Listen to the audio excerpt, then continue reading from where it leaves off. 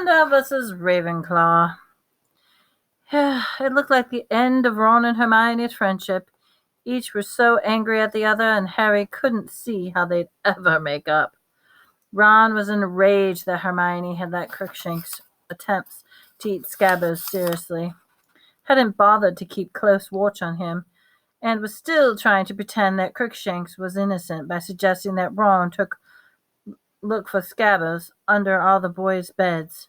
Hermione, meanwhile, maintained fiercely that Ron had no proof that Crookshanks had eaten Scabbers, that the ginger hairs may have been there since Christmas, and that Ron was prejudiced against her cat ever since Crookshanks had landed on Ron's head in a magical menagerie. Personally, Harry was sure that Crookshanks had eaten Scabbers, and when he tried to point that out to Hermione, that the evidence all pointed that way, she lost her temper with Harry too. "Okay, side with Ron. I knew you would," she said shrilly. "First the Firebolt, now Scabbers. Everything's my fault, isn't it? Just leave me alone, Harry. I've got a lot of work to do." Ron had taken the loss of his rat very hard indeed. "Come on, Ron. You always were saying how boring Scabbers was," said Fred brazenly. "And he's been off color for ages. He was wasting away. It's probably better for him to snuff it quickly. One swallow.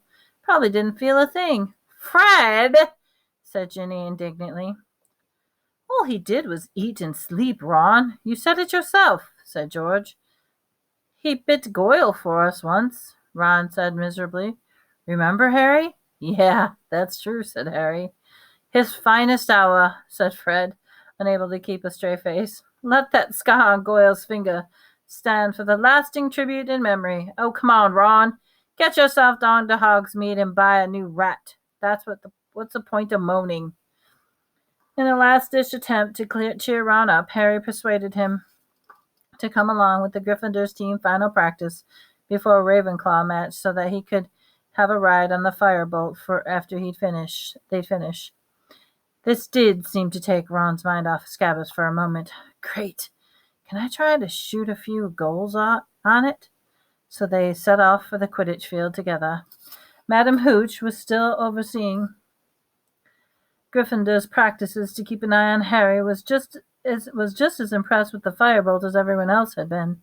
She took it in her hands before takeoff and gave them the benefit of their professional opinion. "Look at the balance on it. If the Nimbus series has a fault, it's the slight list to the tail end. You often develop a drag after a few years. They've updated the handle, too. Ooh, bit slimmer than the clean sweeps. Reminds me of the old silver arrows. A pity they've stopped making them. I learned to fly on one. And very fine old broom it was, too," she continued in the vein for some time until Wood said, "Madam Hooch, is it okay if Harry and the Firebolt fire the Firebolt back? We need to practice." Oh, right you are, then Potter, said Madam Hooch. "I'll just sit over here with Weasley." She and Ron left the field to sit in the stadium, and Gryffindor team gathered around and Wood at his final instructions for tomorrow's match. "Harry, I've just found out that who Ravenclaw is playing as Seeker. It's Chu Chang. She's 4th year, and she's pretty good. I really hoped she wouldn't be fit. She's had some problems with injuries." Wood scowled with displeasure that Chu Chang had made a full recovery, then said, "On the other hand, she rides the corner 260, which is going to look like a joke next to your Firebolt." He gave Harry's broom a look of fervent admiration and then said, "Okay, everyone, let's go." At long last, Harry mounted the Firebolt, kicked off from the ground. It was better than he ever dreamed. The Firebolt turned with the lightest touch. It seemed to obey his thoughts rather than his grip. It sped across the field with so much speed that the stadium turned into a green-gray blur. Harry turned it so sharply that Alicia Spinner screamed, and then he went into a perfect controlled dive, brushing the grassy field before rising 30 feet in the air again. "Harry, I'm letting the snitch out," Wood called. Harry turned and raced the bludger down the goalpost. He outstripped it easily, saw that snitch dart out from behind Wood, and within 10 seconds he caught the tightly in his hand. The team cheered madly. Harry let off the snitch again to do it again, gave it a minute head start, and then tore after it, weaving in and out, and the others pouring and lurking near Katie's Bell's knees, looped easily and caught it again. It was the best practice ever. The teams inspired by the presence of the Firebolt in midst of they performed their best moves faultlessly. And the time they hit the ground again, Wood didn't have a single criticism to make, which was George Weasley pointed out was up first. I can't see what's going to stop us tomorrow, said Wood. Not unless... Harry, you've sorted out your Dementor problem, haven't you? Yeah, said Harry, thinking of the feeble Patronus and wishing it was stronger. The Dementors won't turn up again, Oliver. Dumbledore go ballistic, said Fred confidently. Well, let's hope not, said Wood. Anyway, good work, everyone. Let's go back to the tower. Turn in early. I'm staying out for a bit. Ron wants to go on the Firebolt. Harry told Wood, and the rest of the team headed off to the locker room. Harry strode over to Ron, who bolted to the barrier of the stands and came to meet him. Madam Hooch had fallen asleep in her seat. Here you go, said Harry, handing Ron the Firebolt. Ron had an expression of ecstasy on his face, mounted the broom, zoomed off, and gathered the darkness. Night had fallen before Madam Hooch woke with a start. Harry and Ron were off for not waking her, and insisted that they go back to the castle. Harry shouldered the Firebolt. He and Ron walked out to the shadowy stadium, discussing the Firebolt's superbly smooth actions, its phenomenal acceleration, the pinpoint turning. They were halfway towards the castle when Harry, glancing to his left, saw something that made his heart turn. A pair of green, gleaming eyes out of the darkness.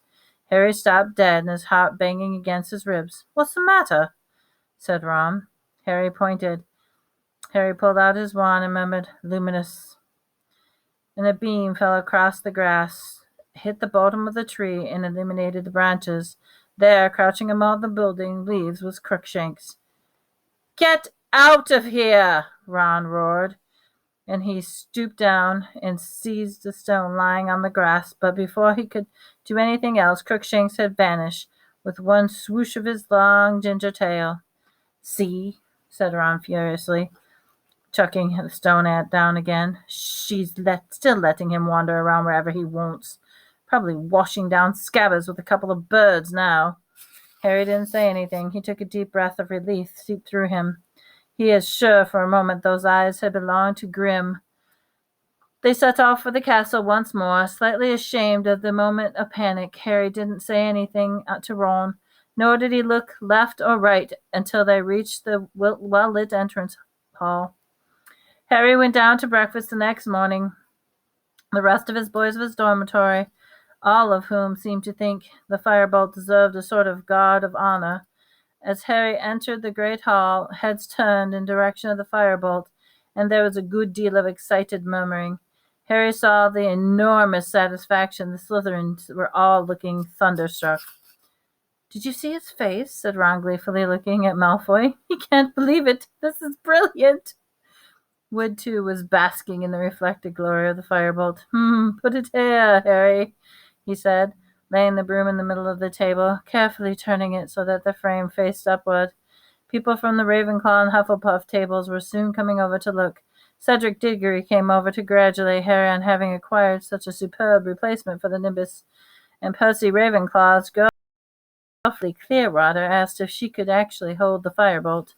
Now, Penny, don't sabotage, said Percy heartily, as she examined the Firebolt closely. Penelope and I have got a bet on, he told the team, 10 galleons, on the outcome of the match. Penelope put the Firebolt down again and thanked Harry and went back to her table. Harry, make sure you win, said Percy in an urgent whisper. I've got 10 galleons, yes. I'm coming, Penny. I haven't got 10 gallons. Yes, I'm coming, Penny, he blustered off, enjoying her a piece of toast. Sure they can manage that broom, Potter? Said a cold, drawling voice. Draco Malfoy had arrived at a closer look, grabbing Goyle right behind him. "Yeah, I reckon so," said Harry casually. "Got plenty of special features, hasn't it?" said Malfoy, his eyes glittering maliciously. "Shame it doesn't come with a parachute, in case you get too near Dementor." Crabbe and Goyle sniggered. "Pity you can't attach an extra arm to yourself, Malfoy," said Harry. "Then it could catch the snitch for you." The Gryffindor team laughed loudly. Malfoy's pale eyes narrowed, and he stalked away. They watched to rejoin the rest of the Slytherin team and put their heads together, no doubt asking Malfoy whether Harry's broom really was a firebolt. At the 11:15, the Gryffindor team set off for the locker rooms. The weather couldn't have been more different than the last match against Hufflepuff. It was clear, cool day, very light breeze. There would be no visibility problems this time, and Harry, though nervous, was starting to feel excitement only Quidditch match could bring.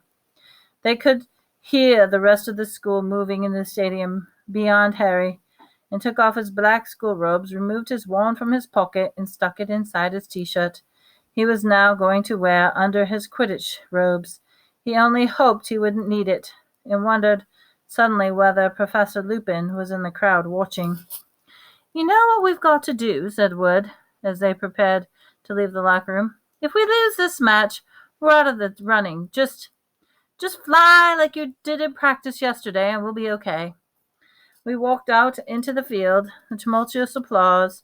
The Ravenclaw team, dressed in blue and already standing in the middle of the field. The seeker Chu Chang was the only girl on their team. She was shorter than Harry by about a head, and Harry couldn't help but notice how nervous she was. And she was extremely pretty. She smiled at Harry as the teams faced the other behind the captains, and he felt a slight lurch in the region of his stomach, and he didn't think anything had to do with nerves. "Woods, Davies, shake hands," Madam Hooch said briskly. Woods shook hands with the Ravenclaw captain. "Mount your brooms! On my whistle! 3, 2, 1!" Harry kicked off into the air. The firebolt zoomed higher and higher and faster than any broom he had ever soared at the stadium before, and he began squinting around for the snitch, listening all the while to the commentary which was being provided by the Weasley twins' friend Lee Jordan. "They're off! And the big excitement of this match is the firebolt that Harry Potter is flying for Gryffindor. According to Witch Broomstick, the firebolt's going to be the broom of choice for the national teams this year in the World's Championship." "Jordan, would you mind telling us what's going on in the match?" interrupted Professor McGonagall's voice. "Oh, right you are, Professor. Just giving a bit of background information on the firebolt. Incidentally, it has a built-in auto brake and—" "Jordan!" Okay. "Gryffindor is possession. Katie Bell of Gryffindor, heading for the goal." Harry streaked past Katie in the opposite direction, gazing around for the slight glint of gold, and noticing Chu Chang was tailing him closely. She was undoubtedly a very good flyer. She kept cutting across him, forcing him to change directions. "Show your acceleration, Harry," Fred yelled as he wheeled past, pursuit of the bludger, who was aiming for Alicia. Harry urged the firebolt forward and rounded the Ravenclaw goalpost. Chu fell behind just as Katie succeeded in scoring the first goal of the match. The Gryffindor end of the field was wild when he saw the snitch. It was close to the ground, fitting near one of the barriers. Harry dived. Chu saw what he was doing and tore after him. Harry was speeding up, excitement flooding. Dives were his specialty. He was 10 feet away. Then a bludger hit by one of the Ravenclaw bidders came pelting out of nowhere. Harry veered off course, avoiding it by an inch, and only in those few crucial seconds the snitch had vanished. There was a great ooh of disappointment, and the Gryffindor supporters, much applause for the beaters in the Ravenclaw end. George Weasley vented his feelings by hitting the second bulger directly at the offending beater, who was forced to roll over in midair to avoid it. Gryffindor leads by 80 points to 0.